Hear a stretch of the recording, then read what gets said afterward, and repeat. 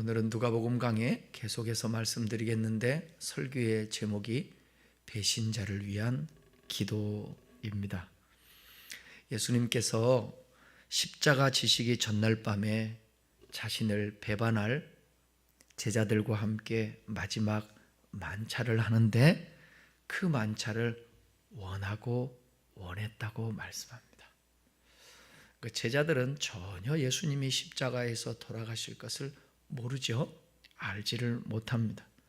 그 만찬 자리에서 제자들은 예수님께서 죽으신다라는 사실도 모르고 서로 지난주의 말씀처럼 누가 크냐고 다투었습니다. 그리고 오늘 본문에서 베드로와 제자들을 향하여 사탄이 밀가부르듯 하려고 요구했다고 말씀하시면서 베드로에게는 예수님 자신을 3번 부인할 것을 예고하십니다. 여러분, 이런 제자들의 그 모습을 보면 무슨 생각이 드십니까? 예수님께서 참 안타깝고 답답하셨을 것 같다. 특별히 믿었던 가룟 유다가 자신을 팔 것을 아시고 또 수제자인 베드로마저 자신을 부인할 것을 아셨을 때 예수님은 마음이 많이 아프셨을 것 같습니다. 오늘날 우리의 모습을 보시면서 예수님은 어떤 마음이실까 하는 생각을 하게 됩니다. 예수님의 제자들을 보고 수제자를 보고 안타까웠던 그 예수님, 그럼에도 불구하고 그들을 크게 책망하지 않은 것은 그들의 연약함, 그들의 부족함을 알았기 때문이 아닌가. 그리고 그들을 위해서 기도해 주시거든요, 예수님. 우리도 그렇지 않았을까요? 우리의 참 연약한 모습이 많고 참 부족한데 죄도 많고 예수님 부인한 것이 성경에 나와 있는 가룟 유다나 베드로나 또 제자들만 그들에게 우리가 손가락질하고 정죄하면 안 되는 것이 우리도 그 자리에 있으면 우리 같으면 어땠을까? 우리도 부인하지 않았을까? 우리도 주님을 모른다고 하지 않았을까? 그런 생각이 되어집니다. 오늘 본문 보시면 예수님을 배반할 그 배신자가 될 베드로와 제자들을 위해서 우리 예수님은 기도하신다는 거예요. 저와 여러분들을 위해서도 우리 주님이 기도하셨기에 오늘 이렇게 예배 자리에 있는 것입니다. 넘어져도 일어나고 실족했다가도 또 일어나고 그런 거예요. 그게 참 은혜 아닙니까? 때로는 하나님 앞에서 염치불구하고 여러분 주님 앞에 정죄받으며 나 같은 사람이 무슨 주님 앞에 뻔뻔하게 나갈 수 있을까? 아니야. 절대 그런 생각 가지면 안 돼요. 왜냐하면 누가복음 15장에 보게 되면 둘째 아들도 허랑방탕하고 아버지가 그 원하는 삶을 1도 살지 않았지만 나중에 염치불구하고 주님 앞에 나오잖아요. 그죠? 그 얼마나 복된 거냐고요. 엘리멜렉과 나오미가 베들레헴 떡집이라는 그 베들레헴에 흉년이 들었어요. 떡집에 흉년이 들 때는 이유가 있지 않을까요? 그죠? 잘 살다가 어떤 어려움이 닥치면 이유가 있지 않을까요? 그러면 그 떡집인 베들레헴이 떡집이라는 뜻인데 그곳에서 하나님 흉년이 났습니다. 이 흉년 가운데 어떻게 할까요? 사르밧과 아부처럼 그냥 먹고 자식하고 한 끼 먹고 그냥 죽어야지 그런 마음이라도 먹고 주님 앞에 모든 것을 맡기면 좋을 텐데 모압 땅으로 그 가족들이 데려가지 않습니까? 거기에서 남편 죽어요. 자식도 죽어요. 그러면 나오미도 따라서 거기서 안 오면 이놈의 인생하고 죽을 수도 있고 아니면 절망 가운데 그냥 모압 땅에서 비비면서 살 수도 있을 텐데 후회가 되고 하나님께서 그 베들레헴에 먹을 것을 허락해 준다라는 그 사실을 알고 염치불구하고 가잖아요. 고향 땅으로 가잖아요. 그 갈 때 며느리 오르바는 나오미 너는 두 자부에게 너는 이 땅에서 그냥 살아라. 나 혼자 갈 테니까. 따라와도 너희들 어떻게 도와줄 수 없어. 근데 오르바는 남고 나오미는 따라가잖아요. 아니 누구예요? 룻은 나오미를 따라가지 않습니까? 그러니까 나오미가 신앙이 있었던 거예요. 나오미의 하나님이 나의 하나님 된다고. 룻이 그러면서 베들레헴에 들어가면서 고백을 하잖아요. 진짜 얼마나 창피하겠어요. 살아보겠다고 모압 땅으로 갔는데 남편 잃어 자식 잃어 혹 하나 달고 집으로 돌아오는데 고향 땅에 오는데 사람들한테 뭐라고 얘기했다고요? 내 이름을 나오미라 하지 말고 이제는 마라라 하라. 마라가 무슨 뜻이에요? 쓴물, 쓰다라는 뜻이에요. 내 인생이 참 쓴맛을 보고 염치불구하고 가는 거예요. 고향 땅에. 그럴 때에 기업을 물을 자 보아스를 만나게 되고 그렇게 되는 거예요. 때로는 저와 여러분들이 오늘 이 말씀을 들으면서 참 제자들이 참 수제자인 베드로가 예수님을 부인하고 거기에 사단이가 밀가부로도 까불러서 그런 일들이 벌어지는데 저와 여러분들도 더했으면 더했지 덜하지 않아요. 마귀가 발악을 해요. 그럼에도 불구하고 여러분 우리가 실패하고 주님을 부정하고 부인하고 참 엉뚱하게 하나님 뜻 가운데 살지 못하고 우리 마음대로 살았다 할지라도 이런 예배를 통하여서 더 주님 앞에 가까이 나가는 거예요. 주님의 긍휼을 구하는 거예요. 그러면 주님이 우리를 위해서 기도해 주시는 것입니다. 오늘 이 수예배를 드리는 여러분들과 이 자리에 함께하지 않았지만 우리 큰나무 교우들을 위해서 저와 여러분들이 진짜 온 마음을 다해서 예배할 때에 하나님이 이 공동체 안에 성령의 그 운행하심과 역사 속에 우리 주님께서 기도해 주는 역사가 있기를 바랍니다. 여러분들의 가정을 위해서 우리 교회를 위해서 우리 주님께서 그런 여기에 모인 우리 찬양하는데 마음이 이렇게 애리고 주님 앞에 정말 기도하는 마음이 생겨요. 여기에 모인 우리 주의 은총 받은 사람들 아닙니까?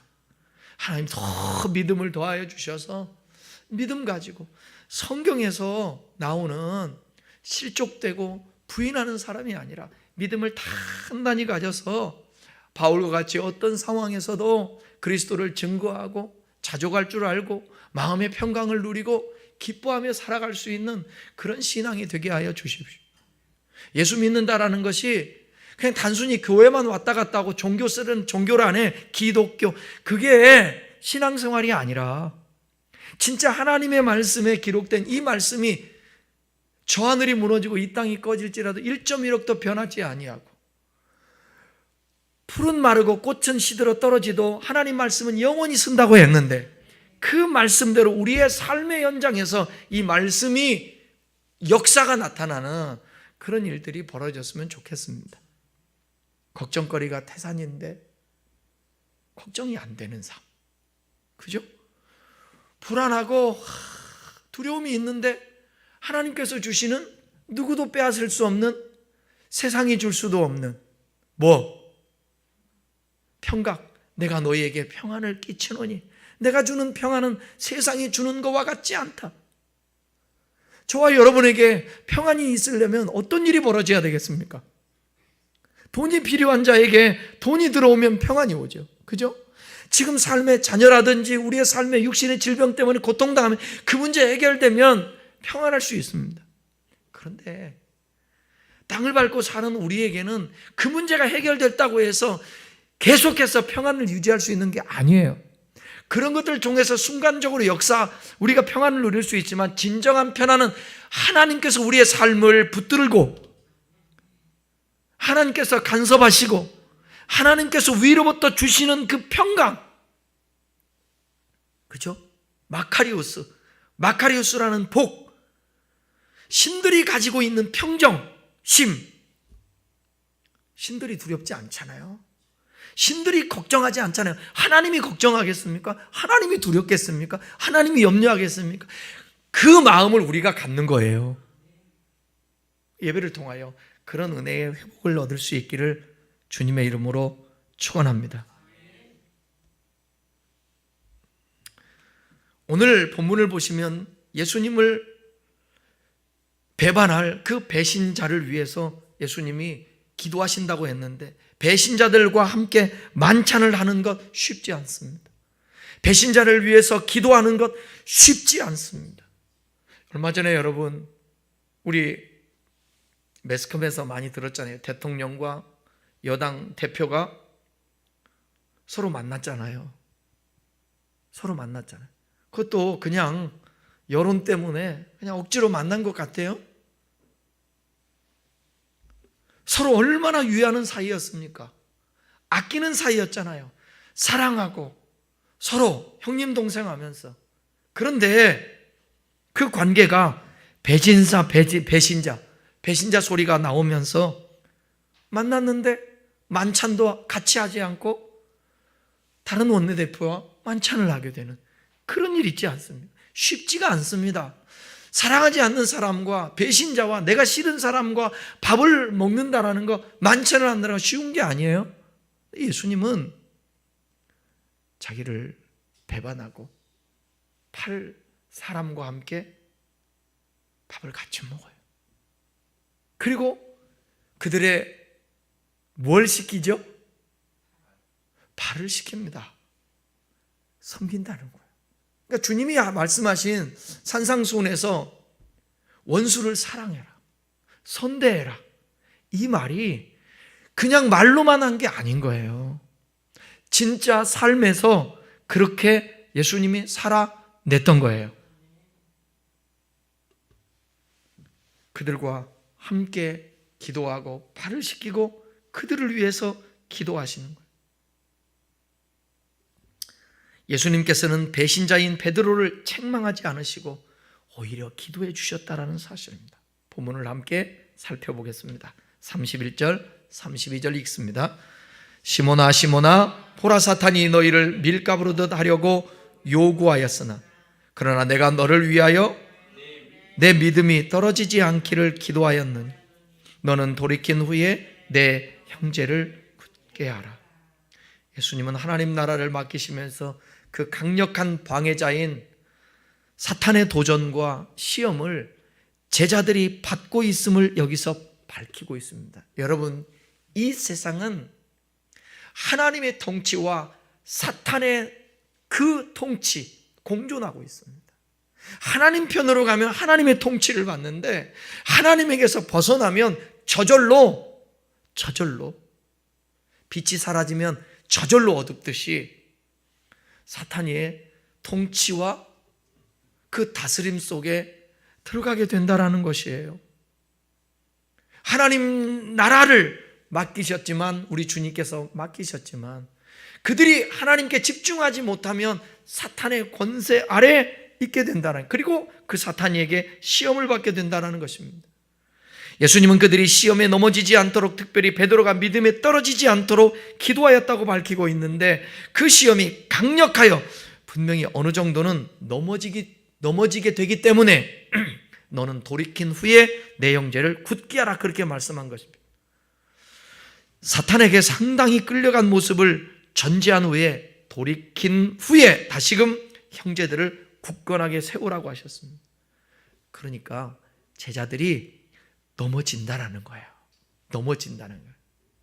다시 일어나지만 넘어진다. 누구 때문에? 연약한 믿음에 사단이가 역사할 때 이겨야 되거든요. 예수님처럼 못 이기는 것입니다. 그리고 사탄에게 밀가부르듯 까불림을 당하고 시험에 빠지게 되는 것입니다. 실제로 베드로는 예수님이 잡히시던 밤에 겟세마네 동산에서 기도하지 못하고 계속 잠만 잤고, 그날 밤 체포된 예수님을 멀찍이 따라갔다가 예수님을 몇 번 부인하죠? 3번 부인하는 죄를 범했습니다. 여기 31절에 시몬아, 시몬아 연거푸 부르잖아요. 이것은 간절하거나 다급한 마음을 나타내는 것을 볼 수 있습니다. 두 번 부른 것은. 잘 들어보세요. 시몬은 제자가 되기 전부터 사용된 베드로의 본명이에요. 예? 시몬이, 이 시몬, 시므온, 원래 시므온, 하나님께서 응답하셨다라는 뜻, 히브리식 이름이에요. 히브리식 이름. 시몬은 시므온의 헬라식 이름이에요. 그 지파, 시몬 지파 나오잖아요. 그죠? 시몬. 반면에 주님께서 주신 이름은 게바. 게바는 아람어 이름이에요. 아람어 이름. 게바라고 부른다고 그랬죠? 게바. 아람어 이름. 무슨 뜻이냐? 돌이라는 뜻을 갖고 있어요. 이 게바의 헬라식 이름이 성경에서 가장 많이 사용되고 있는 베드로, 페트라. 베드로를 말하는 것입니다. 예수님께서 시몬에게 정말 간절하게 알게 해주고 싶은 것은 그가 내 말을 꼭 들어야 된다. 내 말을 그냥 하찮게 여기지 마라. 시몬아, 시몬아. 그렇게 반복하여서 부르는 거예요. 사탄이 가룟 유다 한 사람만을 유혹한 것이 아니라는 거예요. 그래서 예수님께서 31절에 너라고 하는 단수가 아니라 뭐라고 쓰고 있죠? 너가 아니라 31절 뒷부분에 보면 너희를 이라고 복수를 사용하고 있습니다. 너희를. 그냥 베드로만이 아니에요. 너희들. 사탄은 12사도 모두를 유혹했습니다. 모두를. 그 유혹의 내용을 추정하면 다음과 같은 거 아닐까요? 너희들은 예수님이 정치적 메시아이며 하나님의 능력으로 예루살렘에서 로마 사람들을 몰아내고 선민의 제국을 건설하실 것으로 믿고 있지만 그것은 사실이 아니다. 이제 예언의 말씀 그대로 예수님께서는 예루살렘에서 유대교 지도자들에 의해서 처형이 되실 것이다. 그렇게 되면 너희들도 위험할 것이다. 그러니까 빨리 살 길을 찾아야 한다. 가장 좋은 방법은 내부 고발자가 되어서 유대교 지도자들에게 너희 스승 예수를 팔고서 아예 말을 갈아타는 것이다. 그렇게 되면 공을 세우게 되고 엄청난 보상이 너희들에게 따를 것이다. 유대교 내에서 한 자리를 얻을 수 있을 것이다. 이렇게 사탄이는 마구 제자들을 유혹하며 흔드는 것입니다. 그 사실을 예수님은 이미 알고 계셨죠. 따라서 사탄의 장단에 마치 밀가부르듯 흔들리고 있다는 말씀입니다. 여기 요구하였으나 나오죠? 요구하였으나. 요구하였으나는 이 단어는 어떤 사람을 자신의 지배에 들어가게 해주도록 요구한다는 뜻이에요. 그러니까 사탄이가 내가 밀가부를 수 있도록 내 권한 안에 들어올 수 있도록 그렇게 해 주십시오 라고 요구하는 거예요. 마치 하나님께서 여러분 구약성경 보면 욥을 시험하겠다고 이 사단이 하나님 앞에 말씀하잖아요. 사단이 하나님께 요구한다라는 묘사를 통해서 하나님의 허락 없이는 아무것도 할 수 없는 사단의 모습을 발견하게 되는 거예요. 사단이 요구한 내용은 뭐예요? 제자들을 밀가부르듯 하기 위함이었습니다. 밀가부르듯 하다는 것은 내적 동요를 일으켜서 제자들의 믿음을 시험한다라는 뜻입니다. 알곡과 쭉정이를 나누기 위해서 채하잖아요. 채를 많이 흔들듯이 사단이 제자들을 유혹에 빠뜨리기 위해서 매우 심하게 시험할 것을 가리키고 있는 것입니다. 그러나 예수님께서는 12 사도들의 마음이 사탄의 유혹에 완전히 넘어가지 않도록 적극적으로 중보의 기도를 해 주십니다. 그 대신 사탄이 한번 시험해 보라고 허용은 하는 것이에요. 그러니까 최종적인 선택은 뭐냐면 하나님이 예수님께서 허용했지만 각자의 몫인 거예요. 12사도들이 각자의 몫이에요. 예수님께서는 사도들과 제자들의 자유의지에 의해서 최종 선택까지 그렇게 본인 스스로가 선택을 하라고. 이때 그러면 주님이 요구하는 건 뭘까요? 어떻게 하기를 원하실까요? 하나님, 사탄이가 나를 이렇게 유혹하고 있습니다. 두려워요, 주님. 주님을 배반하지 않고 부인하지 않을 자신이 없습니다. 난 육신이 연약해서 나 살겠다고 주님을 부인할 것 같아요. 주님 도와주십시오. 이렇게 선택해야 된다는 거야. 주님께서는 그렇게 하나하나 그것을 보시려고 허용했던 것입니다. 이 시험을 밀가루로 요구했던 사단에게 허용했던 거예요. 사람들의 자유의지는요, 태초에 여호와 하나님께서 자신의 형상과 모양대로 창조하여 부여하여 준 천부적인 특권이기 때문에, 그렇지만 사람들은 자신들의 자유의지에 따른 최종 선택을 하게 되면 반드시 그에 따른 책임은 누가 져야 되는 거예요? 자신이 져야 되는 거예요. 자신이 그 자유의지에 대해서. 사탄이 아무리 유혹했어도 그동안에 들은 말씀이 있잖아요. 주님이 하신 생명의 말씀이 있지 않습니까? 그러면 그것을 붙들고 사탄이가 와서 유혹할 때 무엇으로 사탄을 물리쳐야 돼요? 말씀으로. 누구처럼? 예수님이 마태복음 4장에 보게 되면 유혹하지 않습니까? 시험하지 않습니까? 말씀으로 물리치지 않습니까? 그러면 제자들에게도 예수님이 기대했던 것은 그거예요. 그러나 제자들이 이 순간은 실패를 해요. 주님이 아셨어요. 그럼에도 불구하고 허용하신 거예요. 그리고 그들을 위해서 기도하는 것입니다. 다행스럽게도 예수님의 간절한 기도가 있기에 사도들의 배신은 최소한에 그치고 맙니다. 가룟 유다의 경우에만 자신의 욕심에 이끌려 적극적으로 예수님을 팔고서 자신의 입지를 굳히고자 함입니다. 그러나 나머지 11사도들은 소극적인 행동에 머물고 있습니다.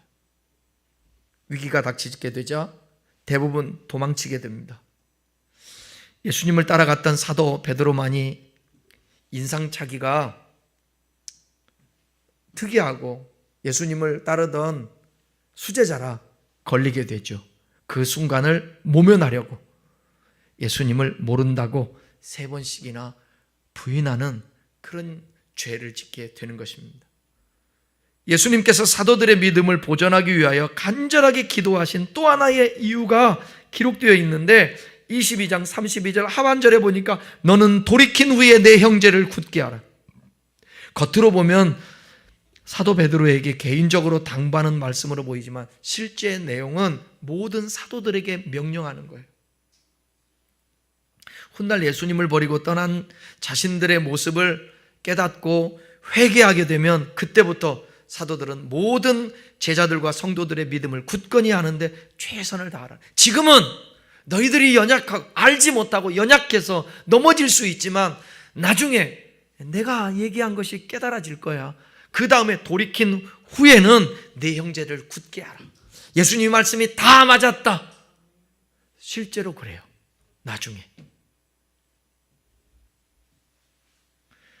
예수님의 대속의 죽음과 부활 그리고 승천을 장차 경험하게 되는 이 사도들이 깨달아요.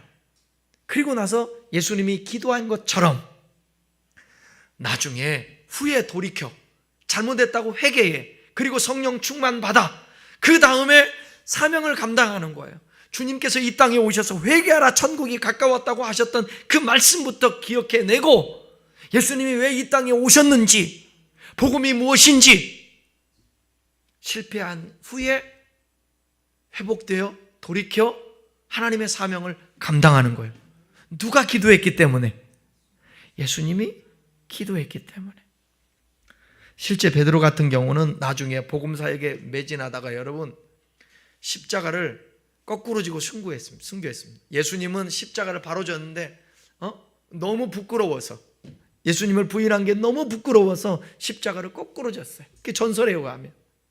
성경 한번 볼까요? 요한복음 21장 18절 19절 시작.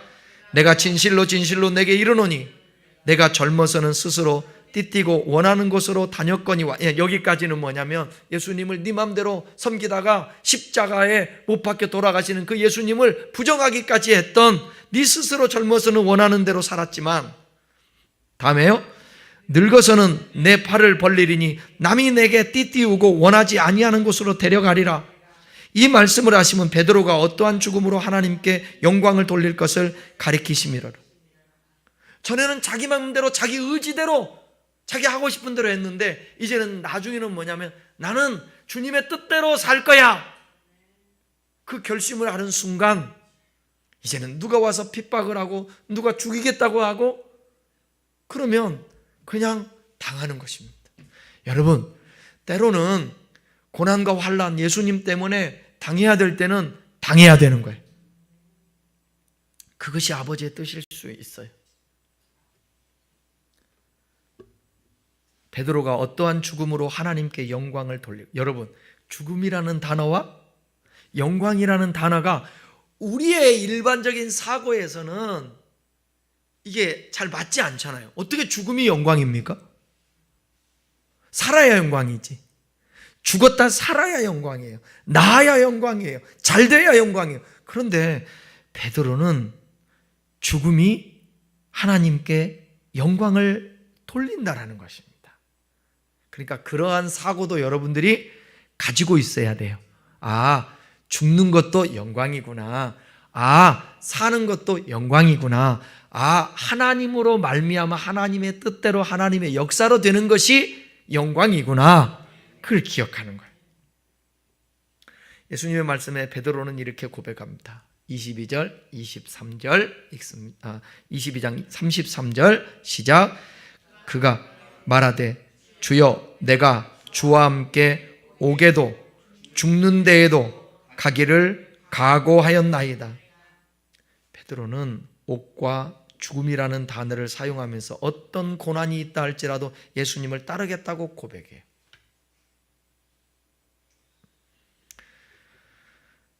이렇게 누구보다도 예수를 쫓는 일에 열정적이었던 베드로는 자신감이 넘쳤지만 이것은 한 치 앞도 보지 못하는 어리석은 확신이었습니다. 이때의 고백이 거짓이었을까요? 참이었을까요?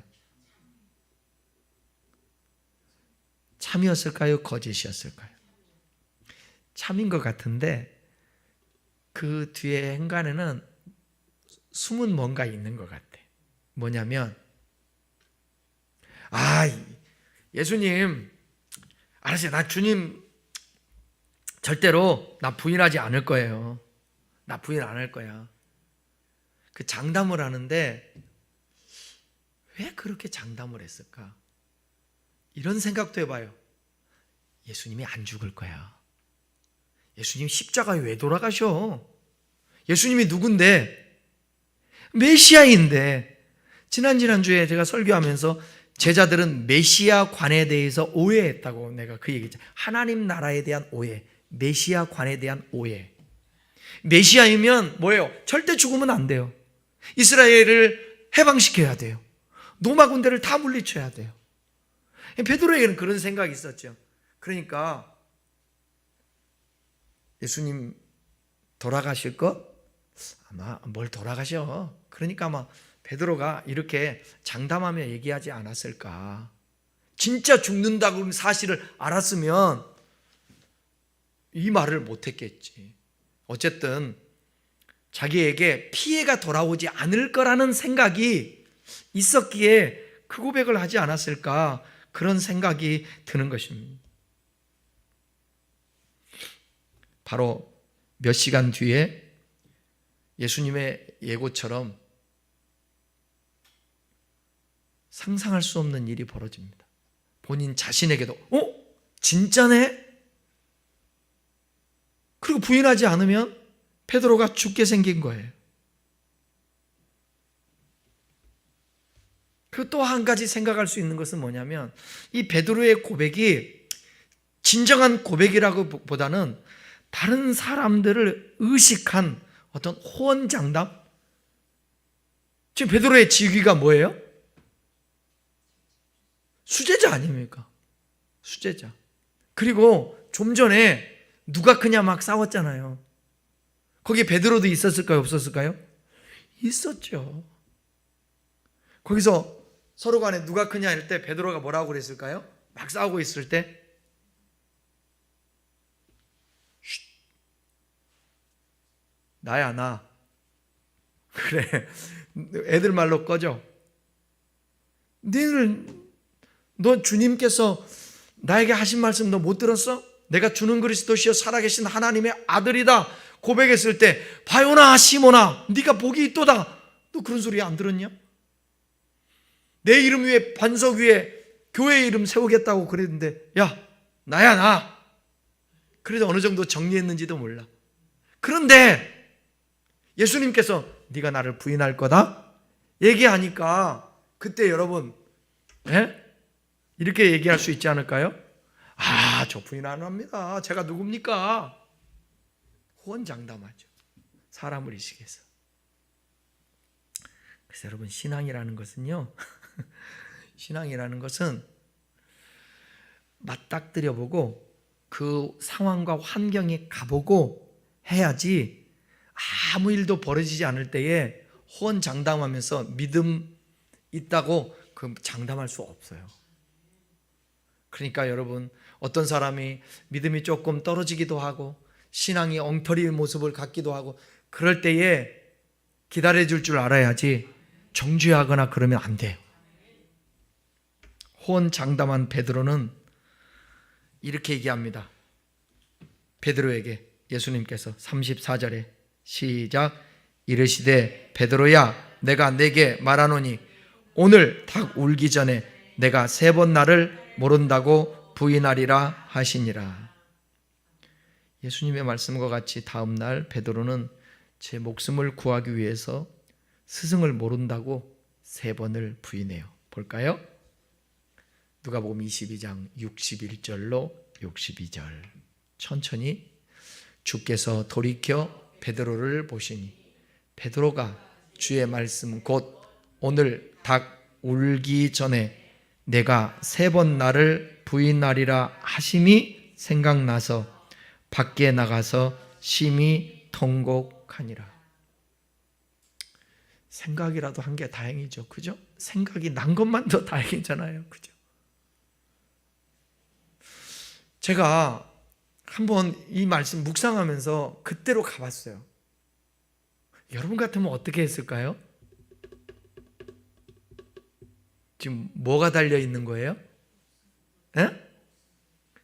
부인하지 않으면 어떻게 되죠?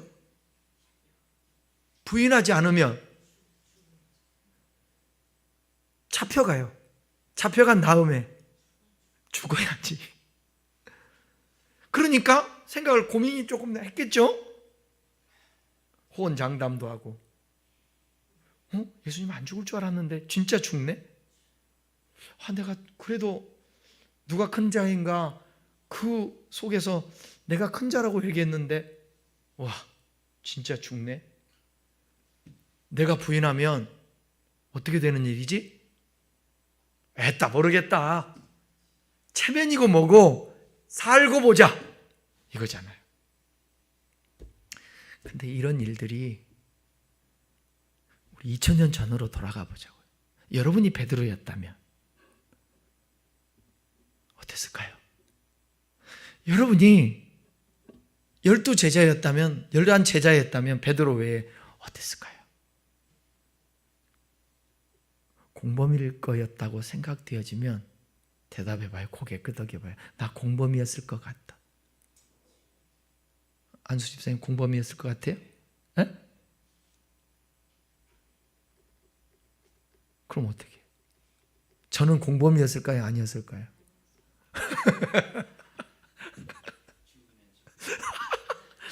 아니에요. 저 사람이에요. 여러분, 저 인간이에요. 제가 베드로보다 나은 게 뭐가 있다고. 근데 이 말씀을 들으면서 여러분 어떤 생각이 들으세요? 그런 지금 다짐 안 생기세요? 그래, 우리 주님이 나를 위해서 죽으시고 나를 구원해 주셨는데, 그래, 나 그동안에 들었던 말씀 종합해 보니까 그냥 부인하지 않고 그냥 살아도 앞으로 몇 년을 더 살겠어? 30년? 40년? 50년? 했다. 주님을 배신할 수 없지. 주님이 나를 이토록 사랑했는데 나 배신 안 할 거야. 나 죽을 거야. 지금 마음은 저는 부인하지 않을 것 같아요. 지금 마음은. 근데 그것도 몰라요. 사람의 마음이라는 게. 그래서 제가 늘 얘기하잖아요. 늘 충만해야 돼요. 늘 충만해야 돼요. 늘 주님과 친해야 돼. 여러분, 물어볼게요. 여러분의 사랑하는 자녀가 있어. 자녀가 있는데, 저는 보편적인 얘기하는 거예요. 자녀가 있는데 누가 와서 자녀를 잡아가겠대. 여러분 내줄 거예요? 안 내주잖아. 그냥 배반하고 나 모른다 그러고 자식 모른다 그러고 잡아가게 내버려 두지 않을 거잖아요. 왜 그래요? 사랑하니까. 내 분신이니까. 우리 예수님은 그러면 저와 여러분들에게 뭐가 될까요? 주님이 이렇게 말씀했잖아요. 우리 안에 거하신다고. 우리가 주님 안에 거하시고 그분과 함께하고 있는. 그럼 내 영혼을 일순간이 아니라 영생을 얻을 수 있도록 우리를 구원해 주셨단 말이에요. 그 주님을 배신할 수 없잖아요. 베드로는 3년 반밖에 같이 안 있었어요. 저와 여러분은요, 몇 년 됐어요? 저 40년 됐어요. 40년 동안 한 번도 주님이 나를 모른다고 안 했는데 어떻게 내가 모른다고 해요? 여러분 30년 동안, 20년 동안, 40년 동안 주님이 여러분 모른다고 한 번도 해본 적이 없고, 필요할 때마다 주님 찾으면 주님께서 여러분 도와주시고 지켜줘서 여기까지 왔잖아요. 그런데 일순간 나 살겠다고 주님 모른다고 해요?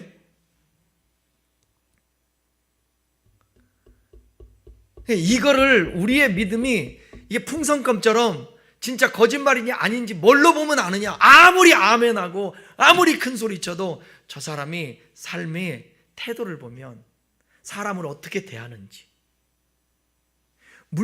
어떤 물질에 대해 사고를 하고 있는지, 힘과 권력에 대해서 어떤 사고를 갖고 있고 반응하는지 보면 그 사람이 예수님을 부인할 자인지 안 부인할 자인지 안다라는 거예요.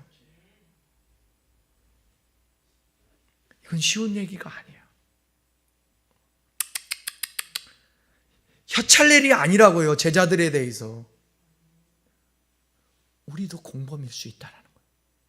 그러지 않기 위해서는 그분의 은혜에 젖어야 되고 물들어 있어야 되는 거예요.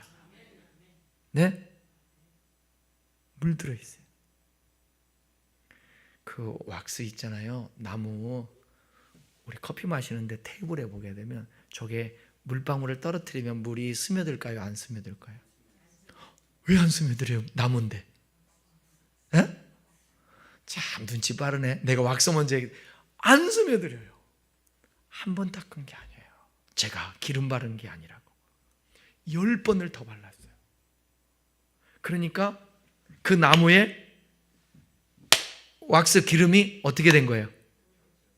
에? 스며드는 거예요. 스며드는 거예요. 그러니까 물이 들어갈 수가 없는 거예요. 저와 여러분들에게 주님이 스며 있으면 그 주님을 어떻게 부인할 수 있겠냐. 그래서 늘 언제나 그분의 덕을 생각하면서 고백해야 돼요. 내 안에 계신 주님, 오늘도 함께 해주셔서 감사합니다. 따라해요. 내 안에 계신 주님, 내 안에 계신 주님. 아멘.